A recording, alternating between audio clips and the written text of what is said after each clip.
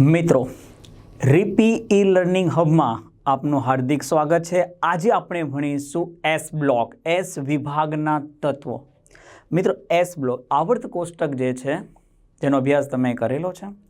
આવર્ત કોષ્ટકને 4 ભાગમાં વહેંચવામાં આવે છે, એસ, પી, ડી અને એફ। એમાં આજે આપણે શરૂઆત કરીશું એસ વિભાગના તત્વો જોઈએ તો એસ વિભાગના તત્વો કોને કહેવાય? તો આપણે ઇલેક્ટ્રોન રચના જ્યારે ભરતા હોય અને છેલ્લો ઇલેક્ટ્રોન, લાસ્ટ ઇલેક્ટ્રોન જેમાં દાખલ થાય, એસ કક્ષકમાં દાખલ થાય તો એસ, પીમાં દાખલ થાય તો પી, ડીમાં તો ડી અને એફ તો એફ। તો એસ વિભાગના તત્વો એ છે કે જેમાં છેલ્લો ઇલેક્ટ્રોન એસ કક્ષકમાં દાખલ થાય છે। હવે એવું પણ તમે જાણો છો કે એસમાં વધુ કેટલા ઇલેક્ટ્રોન આવે? તો એસમાં વધુમાં વધુ 2 ઇલેક્ટ્રોન આવે। તો એસમાં વધુમાં વધુ 2 ઇલેક્ટ્રોન આવે તો એસ વિભાગ જે છે એમાં પહેલો સમૂહ અને બીજો સમૂહ આવે। વધુમાં વધુ 2 ઇલેક્ટ્રોન ધરાવે છે, આથી એસ વિભાગમાં માત્ર 2 સમૂહનો સમાવેશ થાય છે। પીમાં 6 તો એમાં 6 આવશે, ડીમાં 10 તો એના 10 અને એફમાં 14 તો એમાં 14। તો આપણે ખ્યાલ છે કે એસ, પી, ડી અને એફમાં એસમાં વધુમાં વધુ 2 ઇલેક્ટ્રોન એટલે એમાં 2 સમૂહ આવે છે, પહેલો સમૂહ અને બીજો સમૂહ। પીમાં વધુમાં વધુ 6 ઇલેક્ટ્રોન, ડીમાં 10 અને એફમાં 14 એવું તમે ભણેલા છો, રેડી? તો એસમાં વધુમાં વધુ 2 થયા, એનો અર્થ શું થયો કે એસમાં 2 સમૂહ છે, પહેલો સમૂહ અને બીજો સમૂહ।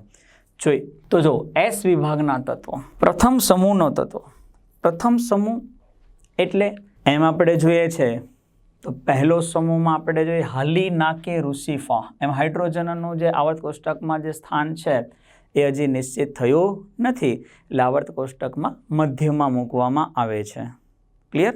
એટલે આપણે એમ જોવા જઈએ છીએ ત્યારે આ રીતે લખીએ છીએ, હાલી નાકે રુસિફા। આમાં કઈ રીતે યાદ રાખશું? રુસિફા નામની છોકરી, હાલી નાકે, રુસિફા નામની છોકરી હાલી નાકે। તો હાલી નાકે રુસિફા માંથી હાઇડ્રોજનોનો તો આપણે ખ્યાલ છે કે એનું સ્થાન નિશ્ચિત નથી આવર્ત કોષ્ટકમાં, એટલે એને આપણે જવા દીધું। તો પ્રથમ સમૂહમાં લી નાકે રુસિફા, લી એટલે લિથિયમ, સોડિયમ Na, Li એટલે લિથિયમ, Na એટલે સોડિયમ, K એટલે પોટેશિયમ, Rb એટલે રૂબિડિયમ, Cs એટલે સીઝિયમ, Fr એટલે ફ્રાન્સિયમ।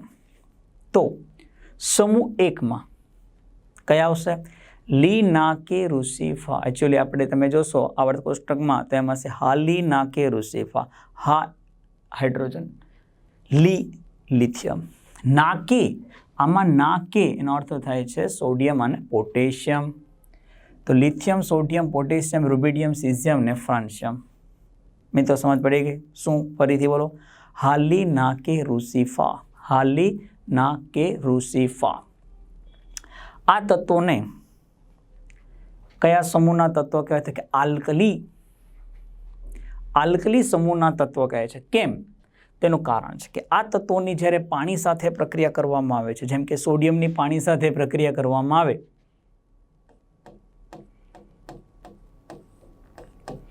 તો શું બનશે? Sodium hydroxide. તો આ તત્વોને પાણી સાથેની પ્રક્રિયાથી શું બનાવે છે? હાઇડ્રોક્સાઇડ બનાવે છે। અને હાઇડ્રોક્સાઇડ સ્વભાવે કેવા હોય છે? બેઝિક। હાઇડ્રોક્સાઇડ સ્વભાવે કેવા હોય છે? બેઝિક। એને કારણે આપણે એને શું કહીએ છીએ? આલ્કલી। તો સમૂહ 1ના તત્વોને આપણે શું કહીશું? આલ્કલી તત્વો। કેવા તત્વો કહેવામાં આવે છે? આલ્કલી તત્વો કહે છે, ક્લિયર? ચાલ, હવે બીજા સમૂહના તત્વો, બેમાજીકા, બેમાજી, કેટલા માજી? બે માજી, બેમાજીકા, કા Ca, બેમાજીકા, સરબારા, સર એટલે માથું, બેમાજીના સરબારા, બેમાજી કા સરબારા, એક સાથે બોલવાનું, બેમાજી કા સર એટલે માથા, બેમાજી કા સરબારા. રાવણને તો 10 હતા, બેમાજીને 12 છે. ઓકે, બેમાજી કા સરબારા યાદ કરો, બેમાજી કા સરબારા. જોઈએ, બે beryllium, Mg magnesium, Ca calcium, Sr સ્ટ્રોન્શિયમ, Ba barium અને Ra રેડિયમ.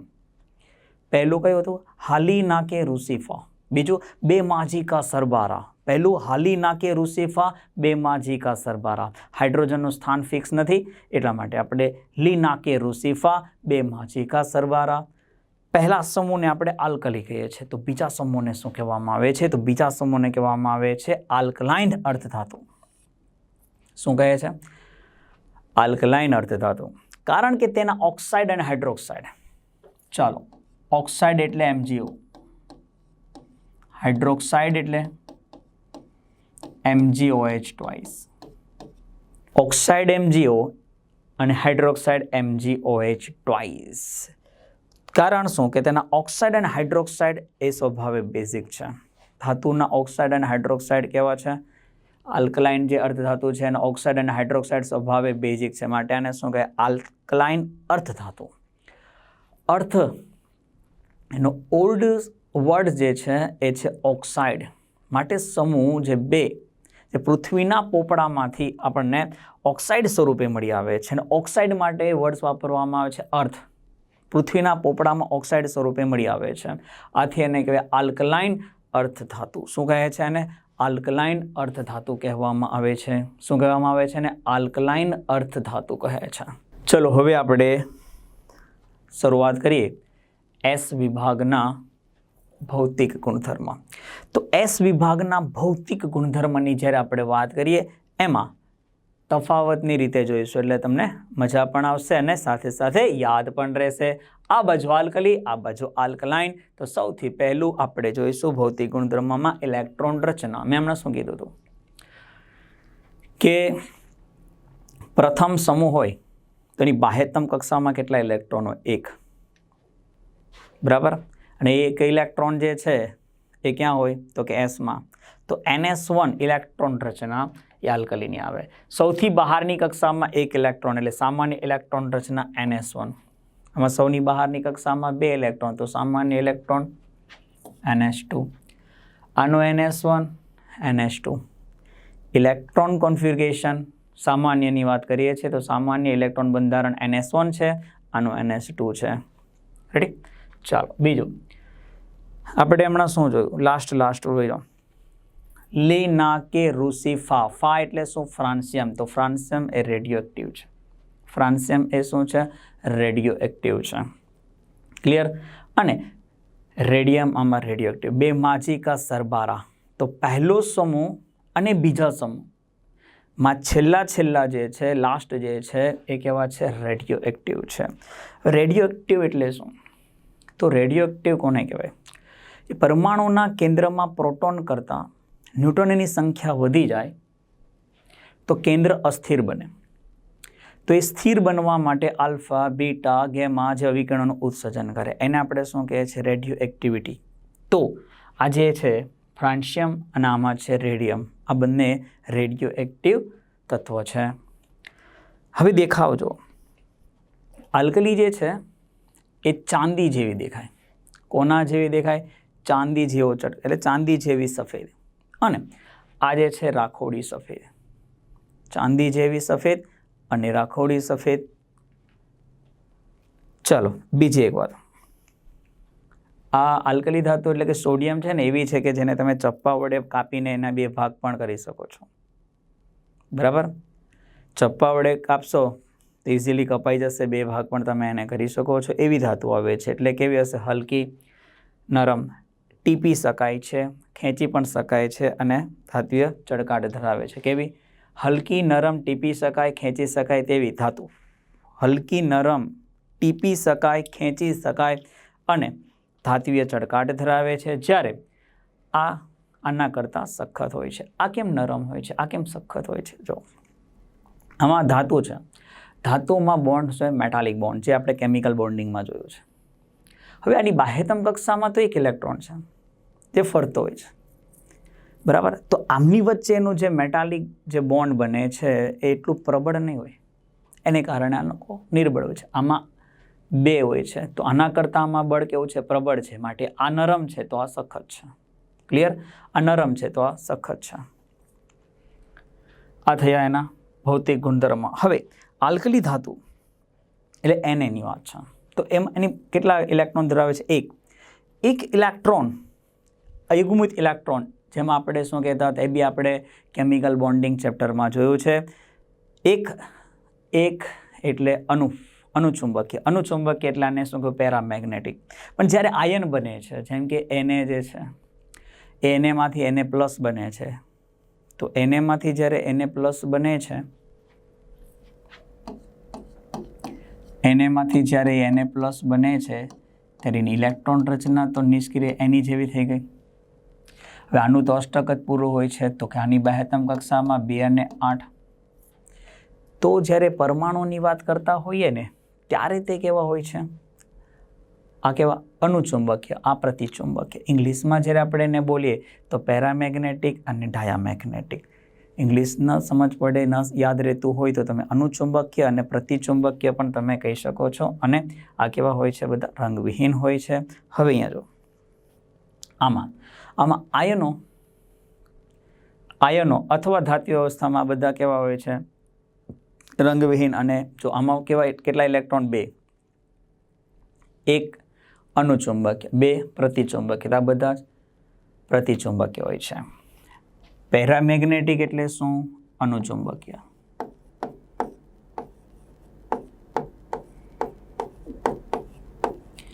ડાયામેગ્નેટિક એટલે શું? પ્રતિચુંબકીય. જો આમાં કેવું છે કે તમે આયનો લો કે ધાત્વિક અવસ્થા લો, ધાતુ લો, જેમ કે આ જે છે Ca, તો એમાં પણ 2 ઇલેક્ટ્રોન રહેવાના છે. Ca+2 કરશો તો નિષ્ક્રિય જે સમૂહ જે છે એમાં અષ્ટકનું પણ પાલન થયું હશે, તો એની અંદર પણ કપલિંગ હશે. તો શું? ચાલો, તો આની ઇલેક્ટ્રોન રચના એ કોના જેવી? તો કે આર્ગોન જેવી હશે. 2 8 8. તો આમાં પણ યુગ્મિત, આમાં યુગ્મિત. અર્થાત કે આયનો અથવા ધાત્વિક અવસ્થામાં આ કેવા છે? રંગવિહીન અને કેવા? પ્રતિચુંબકીય. ડાયામેગ્નેટિક એટલે પ્રતિચુંબકીય. ડાયામેગ્નેટિક એટલે પ્રતિચુંબકીય. આ હતા એના ભૌતિક ગુણધર્મ, જે કમ્પેરિઝનથી આપણે જોયા છે. મતલબ દેખાવ. ભૌતિક એટલે શું? જે તમે જુઓ છો તે ભૌતિક ગુણધર્મમાં. તો શરૂઆત આપણે જે કરી ઇલેક્ટ્રોન રચના, ચલો 2 બાજુની ઇલેક્ટ્રોન રચના ફરીથી જોઈએ. આની ઇલેક્ટ્રોન રચના NS1, આની NS2.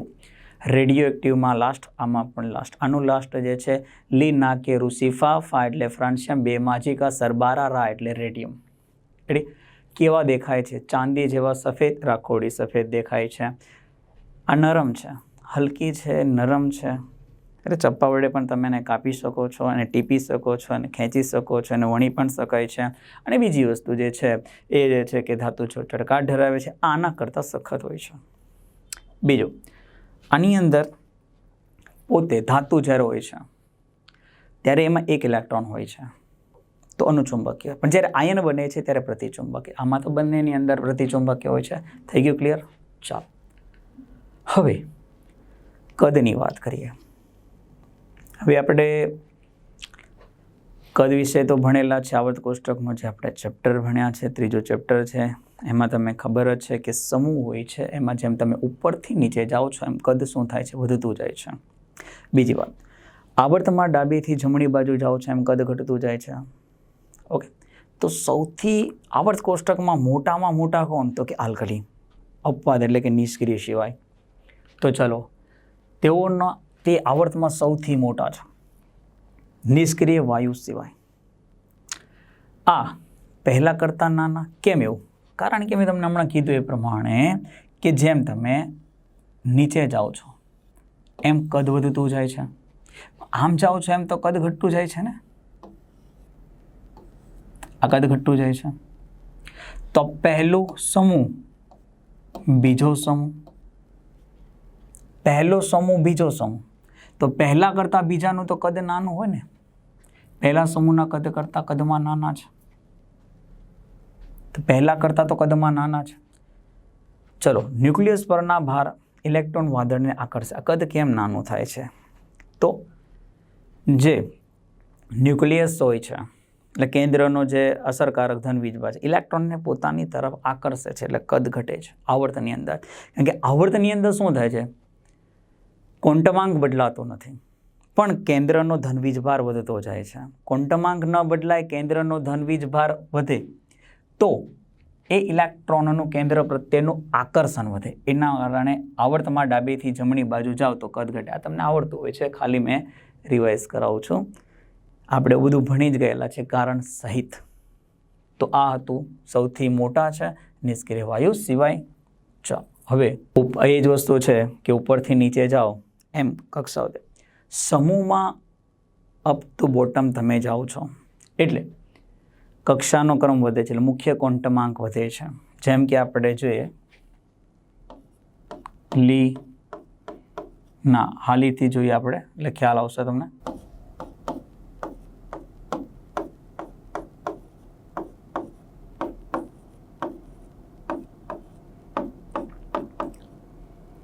આમાં 1s1 ની બાહ્યતમમાં 2s1, 3s1, 4s1, 5s1, 6s1, 7s1. તો અહીંયા તમે જો મુખ્ય ક્વોન્ટમાંક વધતો જાય છે. 1, 2, 3, 4, 5, 6, 7 મુખ્ય ક્વોન્ટમાંક વધતો જાય છે એટલે શું થાય છે? કેન્દ્રથી ઇલેક્ટ્રોનનું બાહ્યતમ કક્ષામાં ઇલેક્ટ્રોન અંતર વધતું જાય છે. લિથિયમથી સીઝિયમ તરફ જતા વધારાની કક્ષા ઉમેરી કદમાં વધારો થાય છે. આ એનો ક્રમ છે. એટલે ઉપરથી નીચે જાઓ છો એમ શું થાય છે? કદ વધે છે. લી ના કે ઋષિ કદ વધે છે.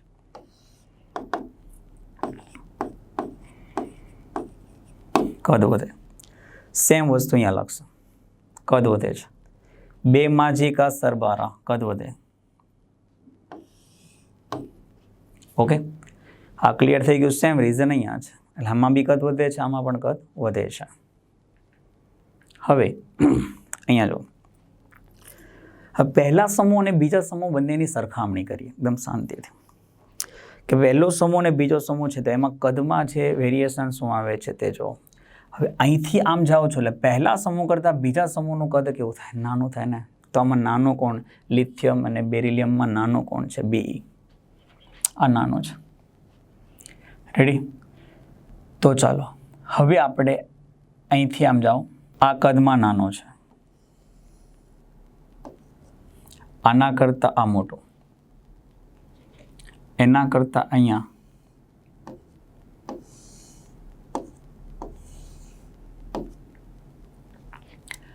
આ છે મેં ક્રમ બતાવ્યો આવી રીતે એમ ટાઈપનો એ થશે. પછી ડાયરેક્ટ સીધું અહીંયા. તો કયા હું જેમ તમને લઈ જાઉં છું એ પ્રમાણે એમાં કદમાં વધારો. સૌથી નાનો બી, એનાથી મોટો એલ, એનાથી મોટો એમજી, એમજીથી મોટો એન, એનેથી મોટો સીએ, સીએથી મોટો એસઆર, એસઆરથી મોટો બીએ, બીએથી મોટો કે, કેથી મોટો આરબી, આરબીથી મોટો સીસીએમ. તો તારણ શું આવ્યું? આખા એસ બ્લોકની અંદર એટલે કે પહેલા સમૂહ અને બીજા સમૂહમાં નાના કદનો કયો? તો સૌથી નાનો આવશે બીઈ અને એનાથી મોટું મોટું મોટું મોટું મોટું મોટું મોટું સીએસ. માટે આપણે શું કહી શકીએ છીએ કે એસ વિભાગના તત્વો બેરિલિયમ એ સૌથી નાનો છે, સીઝિયમ એ સૌથી મોટો છે. That's it. બીઈ સૌથી નાનો, સીએસ સૌથી મોટો છે. અહીંયા સીએસ આવશે. સીએસ એ સૌથી મોટો છે. બીઈ સૌથી નાનો, સીએસ એ સૌથી મોટો છે. ઓકે, આ છે સીઝિયમ, સીએસ એ સૌથી મોટો છે. ક્લિયર? હવે ગલન બિંદુ અને ઉત્કલન બિંદુ. આમાં જો ગલન બિંદુ અને ઉત્કલન બિંદુ એ ડિપેન્ડ કરે છે મેટાલિક બોન્ડની પ્રબળતા ઉપર. મેટાલિક બોન્ડની પ્રબળતા ઉપર.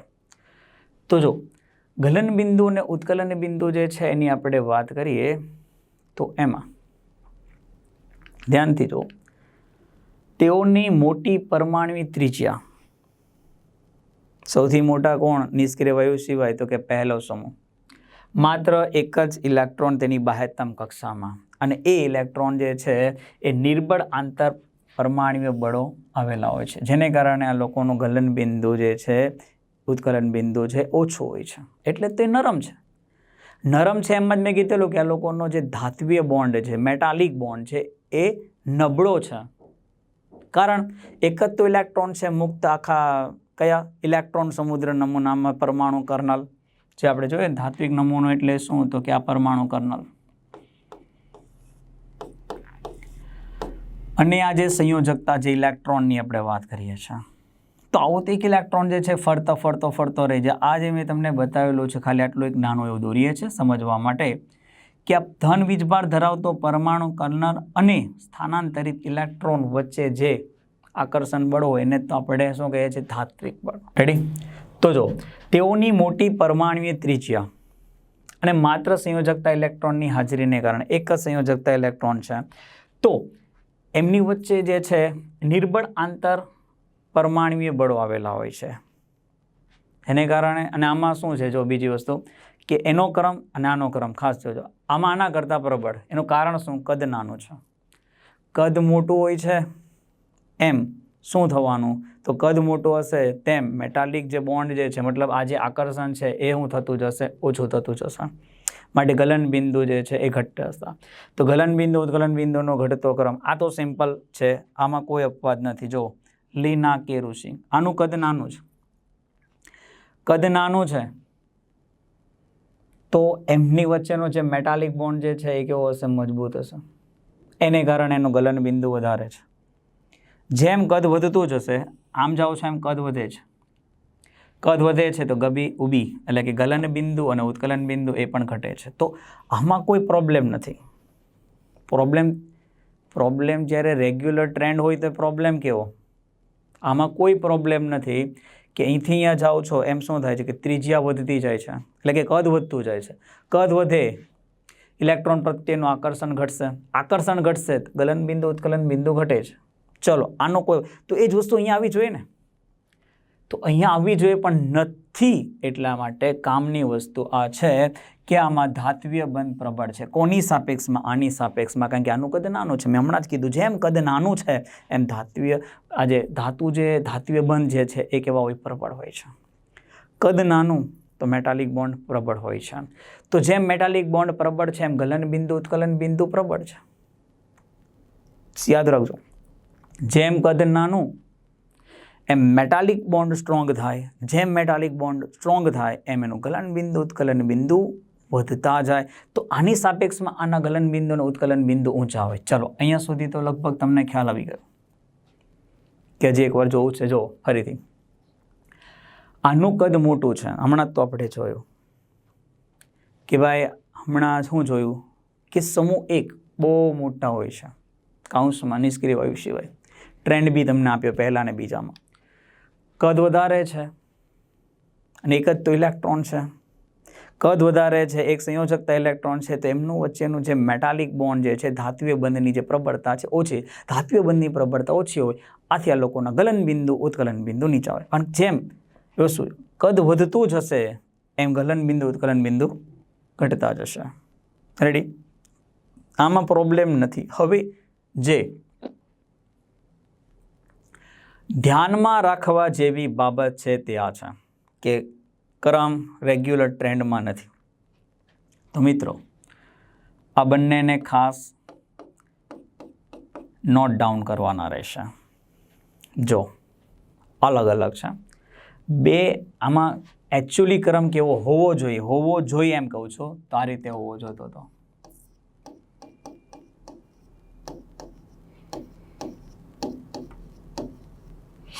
બરાબર છે. હવે રેડિયો એક્ટિવ તો આપણે આમાંય નથી લેતા અને આમાંય નથી લેતા, ખાલી આટલું જ. બેમાં જે કા સરબા સેમ આ જ વસ્તુ અહીંયા એપ્લાય કરીએ તો આ ક્રમ આ રીતે હોવો જોતો હતો.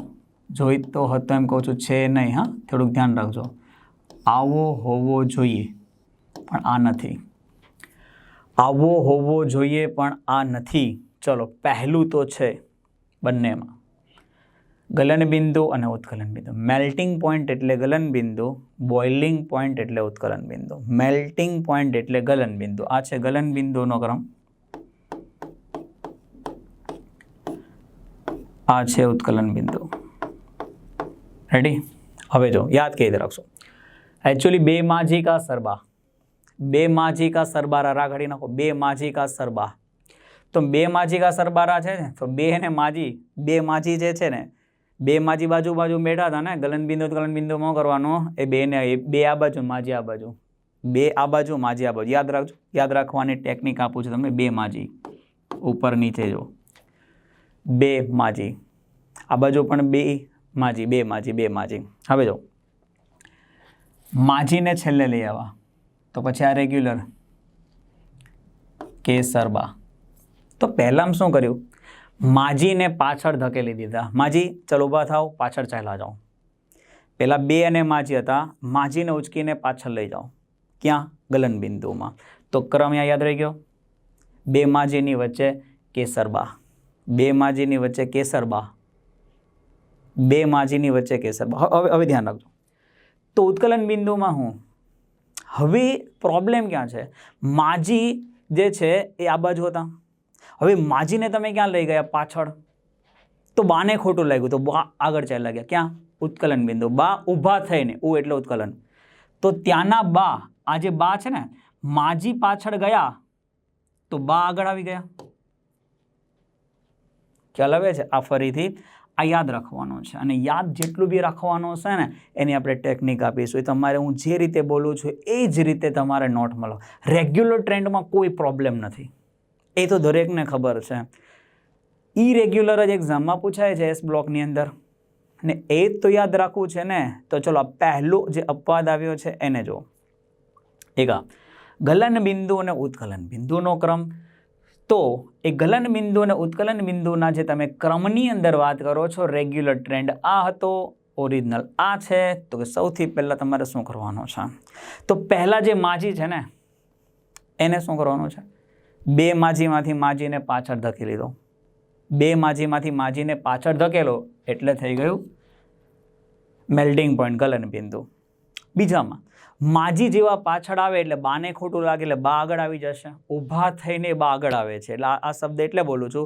ઉ એટલે ઉત્કલન, ઊભા થવાનું ઉ, ઉત્કલન ઉ એટલે બા આગળ આવી જશે. માજી પાછળ, બા આગળ, બા આગળ. બાકી જેમ છે એમ જ. તો યાદ રહેવું જોઈએ આપણને આ. ચલો ફરીથી લખવાનું બાકી હોય તો બોલું છે એ પ્રમાણે લખી નાખવાનું. સૌથી પહેલાં રીતે આવવું જોઈએ. બે માજી કા સરબારા. ગલન બિંદુમાં શું કરવાનું છે, માજીને છેલ્લે મૂકી આવો. ગલન બિંદુમાં પહેલાં શું કરવાનું છે, સ્ટેપ બાય સ્ટેપ. માજીને છેલ્લે મૂકો, બાકી એમને એમ લખી નાખો. ઉત્કલન બિંદુમાં માજી છેલ્લે આવે, બાને ખોટું લાગે, બા ઊભા થઈને ઉ એટલે યાદ રહે કે ઉત્કલન ને ગલનમાં મેં આમ અલગ અલગ નથી થતું ને, એ વસ્તુ ધ્યાનમાં રાખવાનું. તો શું, માજી ઊભા થઈને પાછળ જાય તો બા આગળ આવે, તો બા આગળ આવશે. તો આ બંને ક્રમ એકદમ મસ્ત રીતે યાદ રાખજો મિત્રો. અને જે રીતે બોલું છે એ પ્રમાણે એના ટ્રેન્ડ, આમાં જેટલા પણ અનિયમિત વર્તણૂક છે એ જ તમારા માટે મોસ્ટ આઈએમપી છે.